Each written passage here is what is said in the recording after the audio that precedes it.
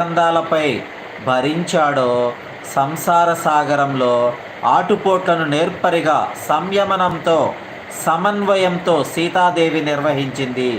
ఆమె సాక్షాత్తు శ్రీ మహాలక్ష్మి స్వరూపం. సీతాదేవి ఎవరు? శ్రీ మహాలక్ష్మి స్వరూపం. సీతమ్మ తల్లి గురించి వింటే మనకి మంచి జరుగుతుంది. హాయ్, గుడ్ ఈవినింగ్ అంటున్నారు లతా చిన్నారులు. Good evening, good evening. సమన్వయంతో సీతాదేవి నిర్వహించింది. ఆమె సాక్షాత్తు శ్రీ మహాలక్ష్మీదేవి స్వరూపం. కాబట్టే తన భర్త రాజ్యాధికారం చేపట్టాల్సిన సమయంలో అరణ్యవాసానికి వెళ్ళవలసి వస్తే భర్త సన్నిధి అసలైన అయోధ్య అని రాజభోగాలు త్యజించి అడవులకెళ్ళింది. శ్రీ మహాలక్ష్మి శ్రీ మహావిష్ణువు వెంట నడిచింది. హౌ ఆర్ యూ అన్న? దిస్ ఈజ్ స్వీటీ వరల్డ్ అంటున్నారు. Okay, thank you very much sister. Well done. Latha చిన్నారులు. Okay sister, like comment support అన్నారు. మా యాసిన్ వచ్చారు. అంజీ పల్లివేల అంజీ. హాయ్ అంజీ, నమస్తే Anji. Yasin, thank you very much. Welcome Leela Bhanu channel. కొత్తగా వచ్చానన్న లైవ్లోకి ఖమ్మం నుంచి అంటున్నారు. అలాగే ఓకే, కంటెంట్లో ఉన్నాం. శ్రీరామచంద్రుడు సీతమ్మ తల్లి యొక్క విశిష్టత, వారి యొక్క జన్మ సారూప్యత గురించి మనం కాసేపు ముచ్చటించుకుంటున్నాం. అవన్నీ సరదాగా విని తరించండి. సీతాదేవి శ్రీ మహాలక్ష్మి స్వరూపం కాబట్టి తన భర్త రాజ్యాధికారం చేపట్టాల్సిన సమయంలో అరణ్యవాసానికి వెళ్ళవలసి వస్తే భర్త సన్నిధే అసలైన అయోధ్య అని రాజభోగాలు త్యజించి అడవులకెళ్ళింది. అక్కడ రామునితో ప్రేమానురాగాలు పంచుకుంటే కానీ ఎప్పుడెప్పుడు అరణ్యవాసం పూర్తవుతుందా అని ఎదురు చూడలేదు.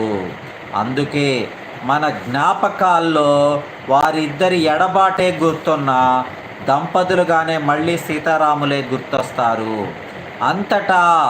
అంతలా మన సంస్కృతిలో ఆ దంపతుల ధర్మజీవనం కలగలిసిపోయి కుటుంబ వ్యవస్థకు వెన్నుముకలా నిలిచింది. కుటుంబ వ్యవస్థకు భార్యాభర్తలు ఎవరయ్యా అంటే సీతారామచంద్రులు. థ్యాంక్ యూ లతా చిన్నారులు.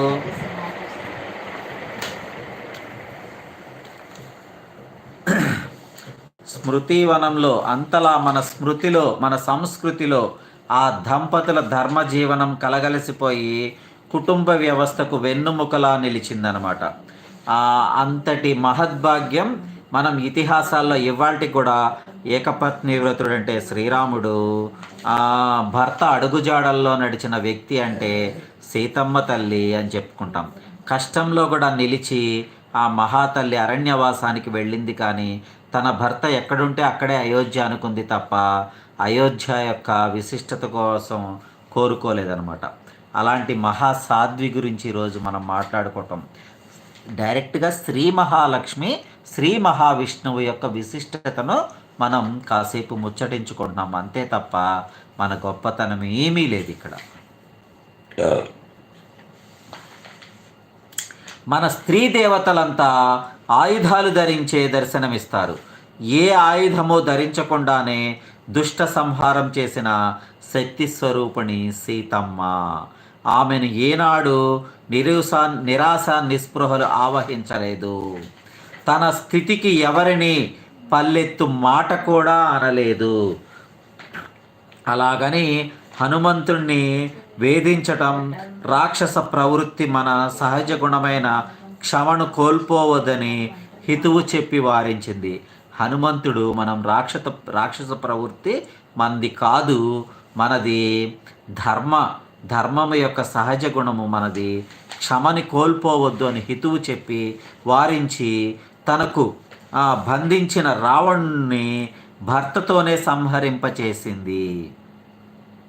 విజ్ఞత ఎంత ముఖ్యమో సీతాదేవి ఆచరణతో బోధించింది.